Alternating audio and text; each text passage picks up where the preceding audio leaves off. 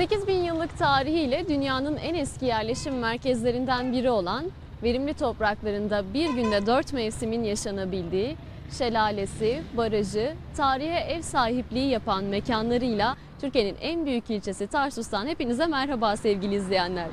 Şu anda Tarsus'un simgesi Kleopatra Kapısı'nın önündeyiz ve ilk şarkımızı size buradan armağan ediyoruz. Meliha Yazıcı seslendiriyor. Ellerim böyle boş mu kalacaktı?